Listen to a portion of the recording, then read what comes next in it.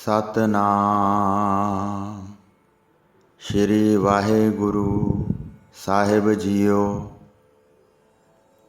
संतन की महिमा कवन वखानो, अगाध बोध किछ मित नहीं जानो।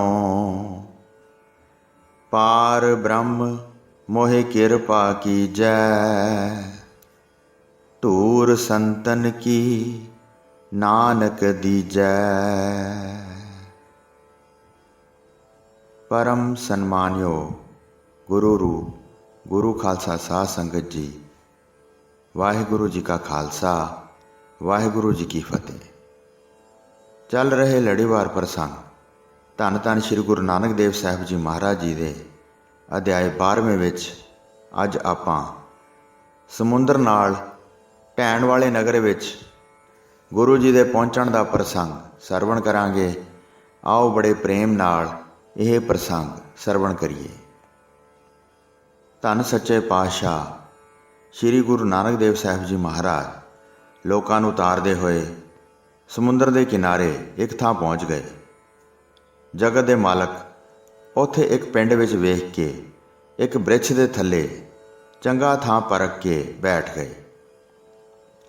उस पिंड नूं 6 महीने बाद समुंदर दीयां लहरां पानी दे नाल रोड़ के लै जांदियां सन। गुरु जी ने उत्थे 2-3 दिन बिताए। उसे समय दौरान उस पिंड दे लोग किसी होर थां जाण लई तैयार हो गए। उन्होंने अपना सारा समान संभाल लिया। गुरु जी ने उन्होंने वेख के बचन कीते, तुसीं कित्थे जाण दी तैयारी कीती है? अपना पिंड क्यों छड्ड रहे हो? वो लोग सुन के बोले, तुसीं भी चलो, हुण इस थां ना रहो। हुण इत्थे समुंदर दीयां छल्लां आउणगीआं ते जल नाल सारे घर रोड़ देणगीआं। हुण जाके होर घर उसारांगे। इस थां रहण दा हुण कोई काम नहीं है। यह सुन के कृपालू गुरु जी बोले, अपने हिरदे विच विशाल सिੱਖੀ नूं मनो। उपदेश सुन के सतनाम दा सिमरन करो, फिर तुहाडे घर कदी नहीं डिगणगे। जे तुहानूं इस तरह यकीन नहीं आउंदा तां हुण घर छड्ड के अगे चले जाओ। असीं इत्थे बैठे रहांगे। तुसीं मुड़ आके अपने बणे बनाए घरां विच वस जाना। बाद विच आके उपदेश लै लेना। ये कह के जगत दे ईश्वर उस स्थान ते ही बैठे रहे। वो सारे मनुख होर थां चले गए। समुंदर उन्हां दे घर ना ढा सकिया। समा बिता के वो मनुख वापस आ गए ते उन्होंने अपने घर बणे बनाए वेखे। उन्होंने गुरु जी नूं कलावान जाणिया अते मन विच सिੱਖੀ लैनी चाहिए। सारिਆਂ ने मिल के भेटां लईआं अते आके गुरु जी नूं वंदना कीती। उन्हां सारे पिंडां ने चरण पौह लै लई जिन्ने भी पिंड समुंदर दे नेड़े सन। धर्मशाला बना के सिੱਖੀ प्रगट की। नाम सिमरन वाले दानी अते इशनानी हो गए। सतगुरु जी दे सिमरन विच लग गए अते मन विच प्रेम भगती नाल प्यार हो गया। कई दिन उत्थे रह के उपदेश दिता। फिर उस थां तो विदा हो के गुरु जी अगे चले गए। हारूपुर नामी एक टापू विच जाण दा मन बनाया। समुंदर के किनारे जाके मरदाने नूं कहण लगे, दोवें वाहिगुरु नाम जपदे मेरे पिछे पिछे आओ। कृपालू गुरु जी सागर दे उत्ते चल पए ते भाई बाला जी अते भाई मरदाना जी भी तुरंत उन्हां दे नाल चल पए। गुरु जी सोहंग दा जाप कर रहे सन। समुंदर उत्ते चले जा रहे सन ते जल उन्हां दे पैरां नूं छू भी नहीं सी रहा। जद सागर दे विच पहुँच गए तद मरदाने ने वाहिगुरु दा जाप करना छड्ड दिता। मरदाना सोहंग दा जाप करन लगा। अनजान गुरु जी दी रीस करना चाहुंदा सी। उसे वेले समुंदर विच डुब्बण लगा। जद पानी विच काफ़ी हेठां चला गया, गुरु जी ने गर्दन फेर के पिछां नूं वेख्या। मरदाने दे कपड़े भिज गए सन। उसनूं डुबदा वेख के गुरु जी ने कहा, श्री मुखवाक रामकली महला पहला, गुर कहया साकार कमावो, गुर की करनी काहे धावो। जो गुरु कहता है ओहो ही काम करो, गुरु की करनी वाल ना जाओ। यह सुन के भाई मरदाना मन विच समझ गया ਅਤੇ ਫਿਰ ਵਾਹਿਗੁਰੂ ਦਾ ਜਾਪ ਕਰਨ ਲੱਗਾ। ਫਿਰ ਅੱਗੇ ਚੱਲਦੇ ਗਏ। ਮਰਦਾਨਾ ਸਮੁੰਦਰ ਵਿੱਚ ਡੁੱਬਣ ਤੋਂ ਬਚ ਗਿਆ। ਇਸ ਤਰ੍ਹਾਂ ਭਾਈ ਮਰਦਾਨਾ ਜੀ ਅਤੇ ਭਾਈ ਬਾਲਾ ਜੀ ਸਮੁੰਦਰ ਪਾਰ ਕਰ ਗਏ ਅਤੇ ਇੱਕ ਟਾਪੂ ਦੇ ਵਿੱਚ ਪਹੁੰਚ ਗਏ। ਹਾਰੂ ਨਗਰ ਦੇ ਵਿੱਚ ਜਦ ਗਏ ਤਾਂ ਇੱਕ ਦਰਖਤ ਦੇ ਥੱਲੇ ਬੈਠ ਗਏ। ਉਸ ਦੇਸ਼ ਵਿੱਚ ਰਾਜਾ ਪ੍ਰਜਾ ਸਾਰੇ ਸਰੇਵੜੇ ਨੂੰ ਮੰਨਦੇ ਸਨ। ਉਸ ਪਾਸੋਂ ਉਪਦੇਸ਼ ਲੈ ਕੇ ਸਾਰੇ ਦੇਸ਼ ਵਾਸੀ ਉਸ ਦੇ ਸਿੱਖ ਹੋ ਗਏ ਸਨ। ਜਦ ਬਾਰਿਸ਼ ਦੀ ਲੋੜ ਹੁੰਦੀ ਸੀ ਤਾਂ ਸਾਰੇ ਮਨੁੱਖ ਉਸ ਪਾਸ ਜਾ ਕੇ ਮੀਂਹ ਮੰਗਦੇ ਸਨ। ਜੰਤਰ ਮੰਤਰ ਕਰਕੇ ਉਹ ਮੀਂਹ ਪਵਾ ਦਿੰਦਾ ਸੀ ਅਤੇ ਸਭ ਲੋਕਾਂ ਪਾਸੋਂ ਆਪਣਾ ਨਾਮ ਜਪਵਾਉਂਦਾ ਸੀ। ਜਿਹੜਾ ਪਿਤਾ ਪੁੱਤਰ ਦੀ ਕਾਮਨਾ ਕਰਦਾ ਸੀ ਉਸ ਦੇ ਘਰ ਪੁੱਤਰ ਦਿੰਦਾ ਸੀ। ਹੋਰ ਜਿਹੜੇ ਕੋਈ ਪਦਾਰਥ ਚਾਹੁੰਦੇ ਸਨ ਸਾਰੇ ਕੰਮ ਪੂਰੇ ਕਰਦਾ ਸੀ। ਸਭ ਮਨੁੱਖ ਉਸ ਦਾ ਹੀ ਭਜਨ ਕਰਦੇ ਸਨ ਅਤੇ ਪ੍ਰਭੂ ਦੇ ਸੱਚੇ ਨਾਮ ਦਾ ਕਦੀ ਵੀ ਸਿਮਰਨ ਨਹੀਂ ਕਰਦੇ ਸਨ। ਭਾਈ ਮਰਦਾਨਾ ਜੀ ਬੈਠ ਕੇ ਗਾਇਨ ਕਰਨ ਲੱਗੇ। ਸ਼੍ਰੀ ਕਰਤਾਰ ਦੀ ਮਹਾਨ ਉਪਮਾ ਕਰਨ ਲੱਗੇ। ਉਸ ਵੇਲੇ ਬਹੁਤ ਪੁਰਸ਼ ਨੇੜੇ ਆਏ, ਸ਼ਬਦ ਨੂੰ ਬੜੀ ਪ੍ਰੀਤ ਵਧਾ ਕੇ ਸੁਣਨ ਲੱਗੇ। ਬਾਅਦ ਵਿੱਚ ਉਹ ਪੁੱਛਣ ਲੱਗੇ, ਸਾਡੇ ਸਾਹਮਣੇ ਇਸ ਦੇ ਅਰਥ ਕਰੋ। ਗੁਰੂ ਜੀ ਨੇ ਕਿਹਾ, ਹਰੀ ਦੇ ਨਾਮ ਦਾ ਸਿਮਰਨ ਕਰੋ। ਅੰਤ ਸਮੇਂ ਜਿਹੜਾ ਕੰਮ ਆਉਂਦਾ ਹੈ, ਵਿਸ਼ੇ ਵਿਕਾਰਾਂ ਦੇ ਨਿਗੁਣੇ ਸੁੱਖਾਂ ਨੂੰ ਛੱਡੋ, ਪ੍ਰੇਮ ਭਗਤੀ ਨੂੰ ਦਿਲੋਂ ਪਿਆਰ ਕਰੋ। ਇਹ ਸੁਣ ਕੇ ਮਨੁੱਖ ਕਹਿਣ ਲੱਗੇ, ਜਿਹੜੇ ਸਾਡੇ ਗੁਰੂ ਹਨ ਉਹ ਆਪਣਾ ਨਾਮ ਹੀ ਜਪਾਉਂਦੇ ਹਨ। ਕਹਿੰਦੇ ਹਨ ਕਿ ਕਰਤਾ ਪੁਰਖ ਕੋਈ ਨਹੀਂ ਹੈ। ਜਿਸ ਤਰ੍ਹਾਂ ਬ੍ਰਿਛ ਬੀਜ ਤੋਂ ਜੰਮਦਾ ਹੈ ਅਤੇ ਬ੍ਰਿਛ ਨਾਲੋਂ ਸੁੰਦਰ ਹੁੰਦਾ ਹੈ, ਇਸ ਤਰ੍ਹਾਂ ਮਨੁੱਖ ਤੋਂ ਮਨੁੱਖ ਹੁੰਦਾ ਹੈ। ਹੋਰ ਕਿਸੇ ਨੂੰ ਕਰਤਾ ਨਹੀਂ ਜਾਣਦੇ। ਇਹੋ ਸਾਨੂੰ ਉਪਦੇਸ਼ ਦ੍ਰਿੜਾਇਆ ਹੈ, ਕਈ ਜੁਗਤੀਆਂ ਅਨੁਸਾਰ ਸਮਝਾਇਆ ਹੈ। ਇਸ ਤਰ੍ਹਾਂ ਸਾਰੇ ਨਰ ਭਲੀ ਤਰ੍ਹਾਂ ਕਹਿ ਕੇ ਆਪੋ ਆਪਣੇ ਘਰਾਂ ਨੂੰ ਚਲੇ ਗਏ।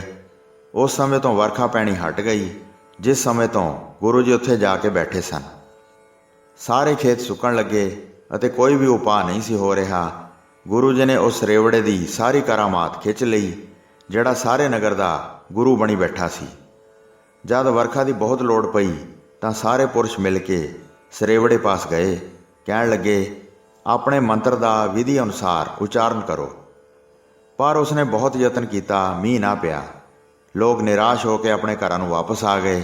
ਹਿਰਦੇ ਵਿੱਚ ਚਿੰਤਿਤ ਹੋ ਕੇ ਬੜੇ ਦੁਖੀ ਹੋਏ। ਕਈ ਮਨੁੱਖ ਜਿੱਥੇ ਗੁਰੂ ਜੀ ਬੈਠੇ ਸਨ ਉੱਥੇ ਉਹਨਾਂ ਦੇ ਪਾਸ ਗਏ। ਗੁਰੂ ਜੀ ਨੇ ਪੁੱਛਣ ਹਿੱਤ ਉਹਨਾਂ ਨੂੰ ਕਿਹਾ, ਕਿਉਂ ਚਿੰਤਾਤੁਰ ਹੋ ਕੇ ਤੁਸੀਂ ਬੈਠੇ ਹੋ? ਤੁਹਾਥੋਂ ਕੀ ਮਾੜਾ ਕੰਮ ਹੋ ਗਿਆ ਹੈ, ਉਹ ਸਾਨੂੰ ਦੱਸੋ। ਦੁਖੀ ਮਨੁੱਖ ਇਹ ਸੁਣ ਕੇ ਬੋਲੇ, ਜਲ ਬਗੈਰ ਸਾਰੇ ਖੇਤ ਸੁੱਕ ਗਏ ਹਨ। ਸਾਡਾ ਗੁਰੂ ਮੀਂਹ ਦਿੰਦਾ ਸੀ, ਹੁਣ ਉਸ ਨੂੰ ਬਹੁਤ ਕਿਹਾ ਹੈ ਪਰ ਮੀਂਹ ਨਹੀਂ ਬਰਸਿਆ ਹੈ। ਇਸ ਕਰਕੇ ਬੜੀ ਚਿੰਤਾ ਹੋਈ ਹੈ। ਖੇਤੀ ਪੈਦਾ ਕਰਨ ਦਾ ਕੋਈ ਵੀ ਉਪਾਅ ਨਹੀਂ ਰਿਹਾ। ਗੁਰੂ ਜੀ ਨੇ ਕਿਹਾ, ਸਤਿਨਾਮ ਦਾ ਸਿਮਰਨ ਕਰੋ। ਇਹ ਦੋਹਾਂ ਲੋਕਾਂ ਵਿੱਚ ਕੰਮ ਆਉਂਦਾ ਹੈ। ਸਰੇਵੜੇ ਦੀ ਸੇਵਾ ਛੱਡ ਕੇ ਹੁਣ ਏਕੰਕਾਰ ਪ੍ਰਭੂ ਪਾਸੋਂ ਜੋ ਚਾਹੀਦਾ ਹੈ ਮੰਗੋ। ਜੋ ਕੁਝ ਵੀ ਹਿਰਦੇ ਵਿੱਚ ਪਾਉਣਾ ਚਾਹੁੰਦੇ ਹੋ ਉਹ ਪਾਵੋਗੇ। ਫਿਰ ਤੁਹਾਨੂੰ ਕਦੀ ਵੀ ਕੋਈ ਚਿੰਤਾ ਨਹੀਂ ਵਿਆਪੇਗੀ। ਆਪਣੇ ਮਨ ਦੀ ਸ਼ਰਧਾ ਅਡੋਲ ਹੋ ਕੇ ਧਾਰਨ ਕਰੋ ਅਤੇ ਚੰਗੀ ਵਿਧੀ ਅਨੁਸਾਰ ਕੜਾਹ ਪ੍ਰਸ਼ਾਦ ਤਿਆਰ ਕਰੋ। ਜਦ ਮੀਂਹ ਮੰਗਣ ਦੀ ਅਰਦਾਸ ਕਰੋਗੇ ਤਾਂ ਇੰਨੀ ਬਾਰਿਸ਼ ਹੋਵੇਗੀ ਕਿ ਜਿਸ ਦਾ ਕੋਈ ਅੰਦਾਜ਼ਾ ਨਹੀਂ ਲਾ ਸਕੇਗਾ। ਗੁਰੂ ਜੀ ਪਾਸੋਂ ਇਹ ਵਿਧੀ ਸੁਣ ਕੇ ਸਾਰੇ ਮਨੁੱਖ ਰਾਜੇ ਦੇ ਪਾਸ ਚਲੇ ਗਏ। ਉਸ ਨੂੰ ਸਾਰਾ ਬਿਰਤਾਂਤ ਸੁਣਾਇਆ। ਪ੍ਰੇਮ ਨਾਲ ਮਿਲ ਕੇ ਕੜਾਹ ਪ੍ਰਸ਼ਾਦ ਤਿਆਰ ਕੀਤਾ। ਜਦ ਹੱਥ ਜੋੜ ਕੇ ਅਰਦਾਸ ਕੀਤੀ ਤਦ ਕਾਲੀਆਂ ਘਟਾਵਾਂ ਛਾ ਗਈਆਂ। ਬਹੁਤ ਭਾਰੀ ਵਰਸ਼ਾ ਹੋਈ ਅਤੇ ਸਾਰੇ ਲੋਕ ਉਸ ਸਮੇਂ ਬਹੁਤ ਪ੍ਰਸੰਨ ਹੋਏ। ਰਾਜਾ ਪ੍ਰਜਾ ਗੁਰੂ ਜੀ ਦੇ ਪਾਸ ਆਏ ਅਤੇ ਨਮਸਕਾਰ ਕਰਕੇ ਬੇਨਤੀ ਕੀਤੀ, ਤੁਸੀਂ ਆਨੰਦ ਦੇ ਘਰ ਅਤੇ ਮੁਕਤੀ ਦਾਤੇ ਹੋ। ਸਾਰੇ ਜਗਤ ਦੇ ਪੂਜਣਯੋਗ ਹੋ ਅਤੇ ਜਗਤ ਵਿੱਚ ਦੂਸਰੇ ਚੰਦਰਮਾ ਹੋ। ਸਾਨੂੰ ਹੁਣ ਆਪਣਾ ਉਪਦੇਸ਼ ਦਿਓ। ਤੁਸੀਂ ਸਾਨੂੰ ਆਪਣੇ ਸਿੱਖ ਬਣਾ ਲਓ ਤਾਂ ਕਿ ਅਸੀਂ ਸਾਰੇ ਤੁਹਾਡੀ ਸੇਵਕੀ ਕਰੀਏ। ਤੁਹਾਡੀ ਵਿਸ਼ਾਲ ਕਰਾਮਾਤ ਵੇਖ ਕੇ ਅਸੀਂ ਤੁਹਾਡੀ ਸ਼ਰਨ ਆਏ ਹਾਂ। ਹੁਣ ਤੁਸੀਂ ਸਾਡੀ ਸੰਭਾਲ ਕਰੋ। ਗੁਰੂ ਜੀ ਨੇ ਆਪਣੇ ਚਰਨਾਂ ਦੀ ਪਹੁਲ ਦੇ ਕੇ ਸਭ ਨੂੰ ਨਿਹਾਲ ਕਰ ਦਿੱਤਾ। ਸਤਿਨਾਮ ਦਾ ਉਪਦੇਸ਼ ਦੇ ਕੇ ਸਭ ਦੇ ਵਿਸ਼ਾਲ ਬੰਧਨ ਕੱਟ ਦਿੱਤੇ।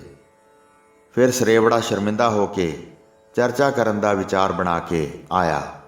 ਨੇੜੇ ਬੈਠ ਕੇ ਆਪਣੀ ਕਹਾਣੀ ਕਹੀ।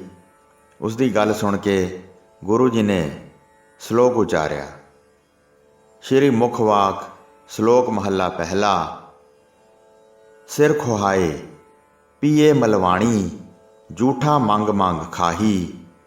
ਫੋਲ ਫਦੀਹਤ ਮੋਹਿ ਲੈਣ ਪੜਾਸਾ, ਪਾਣੀ ਦੇਖ ਸਗਾਹੀ।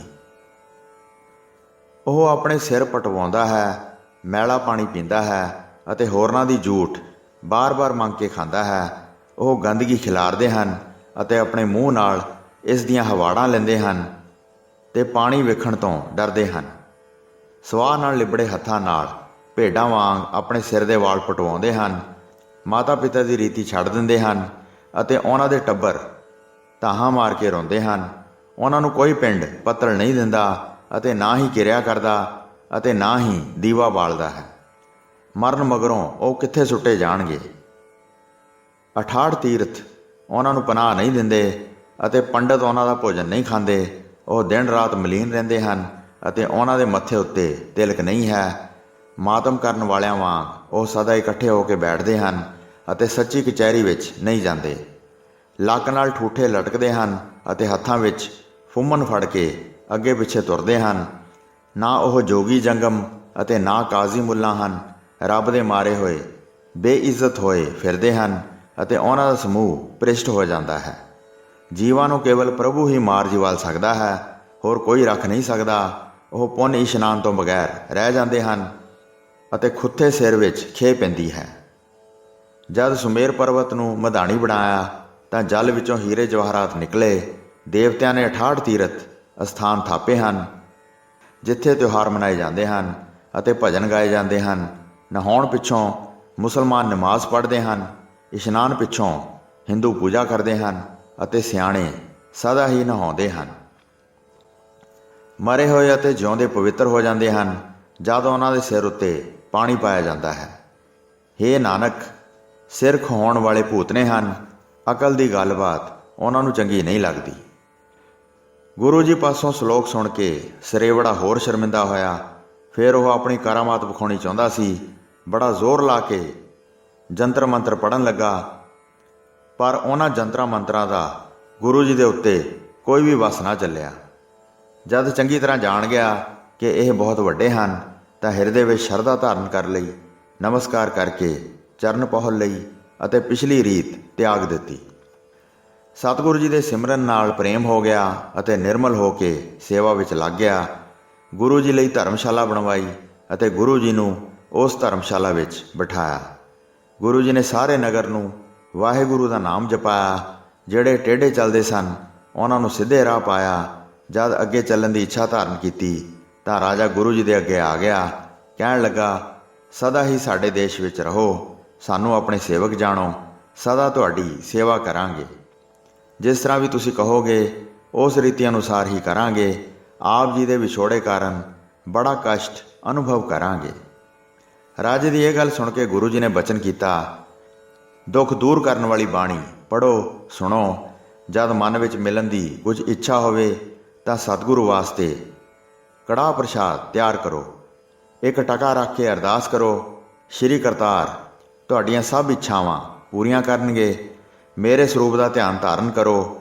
ਆਪ ਜੀ ਦਾ ਕਾਰਜ ਸਿੱਧ ਕਰਨ ਵਾਸਤੇ ਮੈਂ ਉਸ ਥਾਂ ਪਹੁੰਚ ਜਾਵਾਂਗਾ। ਫਿਰ ਰਾਜੇ ਨੇ ਕਿਹਾ, ਮੇਰੀ ਭੇਟ ਸਵੀਕਾਰ ਕਰੋ। ਬਹੁਤ ਹੀਰੇ ਜਵਾਹਰਾਤ ਮਨ ਵਿੱਚ ਚਰਨ ਪੂਜ ਕੇ ਗੁਰੂ ਜੀ ਦੇ ਅੱਗੇ ਰੱਖ ਦਿੱਤੇ। ਬਹੁਤ ਹੀਰੇ ਮੋਤੀ ਲਿਆ ਕੇ ਅੱਗੇ ਧਰੇ ਜਿਨ੍ਹਾਂ ਦੀ ਚਮਕ ਬੜੀ ਸੁੰਦਰ ਪ੍ਰਕਾਸ਼ ਦੀ ਹੈ। ਗੁਰੂ ਜੀ ਉਹਨਾਂ ਹੀਰੇ ਮੋਤਿਆਂ ਨੂੰ ਵੇਖ ਕੇ ਬੋਲੇ, ਇਹ ਮੋਤੀ ਕੂੜ ਜਾਣੋ। ਜੋ ਹਰੀ ਦਾ ਸੱਚਾ ਨਾਮ ਹੈ ਉਹ ਹੀ ਅਮੋਲਕ ਮੋਤੀ ਹੈ। ਜਿਸ ਨੇ ਇਸ ਮੋਤੀ ਨੂੰ ਮਨ ਵਿੱਚ ਪਰੋਲਿਆ ਹੈ ਉਸ ਦੀ ਦੋਹਾਂ ਲੋਕਾਂ ਵਿੱਚ ਸ਼ੋਭਾ ਹੈ। ਉਹ ਮੋਤੀ ਫਿਰ ਕਦੇ ਵਿਸਰਦੇ ਨਹੀਂ ਅਤੇ ਮਨੁੱਖ ਸਦਾ ਹੀ ਸ਼ੋਕ ਰਹਿਤ ਰਹਿੰਦਾ ਹੈ।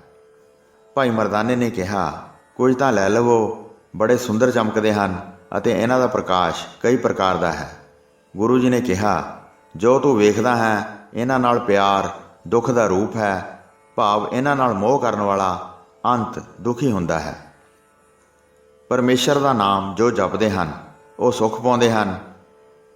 ਹੇ ਭਾਈ ਮਰਦਾਨੇ, ਪਰਮੇਸ਼ਰ ਦਾ ਨਾਮ ਤੇਰੇ ਪਾਸ ਹੈ, ਸਦਾ ਹੀ ਲਿਵ ਲਾ ਕੇ ਇਸ ਦਾ ਜਾਪ ਕਰੋ। ਇਹਨਾਂ ਨਾਲ ਕਦੀ ਵੀ ਪਿਆਰ ਨਹੀਂ ਕਰਨਾ ਚਾਹੀਦਾ। ਇਸ ਪ੍ਰਕਾਰ ਕਹਿ ਕੇ ਗੁਰੂ ਜੀ ਵਿਦਾ ਹੋ ਕੇ ਦੂਸਰੇ ਸਥਾਨ 'ਤੇ ਚਲੇ ਗਏ, ਜਿਸ ਗੁਰੂ ਜੀ ਨੇ ਜਗਤ ਵਿੱਚ ਪ੍ਰੇਮ ਭਗਤੀ ਨੂੰ ਪ੍ਰਗਟ ਕੀਤਾ ਹੈ। ਸੋ ਸਾਧ ਸੰਗਤ ਜੀ, ਇੱਥੇ ਸ੍ਰੀ ਗੁਰੂ ਨਾਨਕ ਪ੍ਰਕਾਸ਼ ਗ੍ਰੰਥ ਦੇ 12ਵੇਂ ਅਧਿਆਇ ਦੀ ਸਮਾਪਤੀ ਹੁੰਦੀ ਹੈ। ਪ੍ਰਸੰਗ ਸੁਣਾਉਂਦੇ ਹੋਈਆਂ ਅਨੇਕ ਭੁੱਲਾਂ ਚੁੱਕਾਂ ਦੀ ਖਿਮਾ ਬਖਸ਼ਣੀ ਜੀ। ਦਾਸ ਨੂੰ ਆਗਿਆ ਦਿਓ। ਵਾਹਿਗੁਰੂ ਜੀ ਕਾ ਖਾਲਸਾ, ਵਾਹਿਗੁਰੂ ਜੀ ਕੀ ਫਤਿਹ।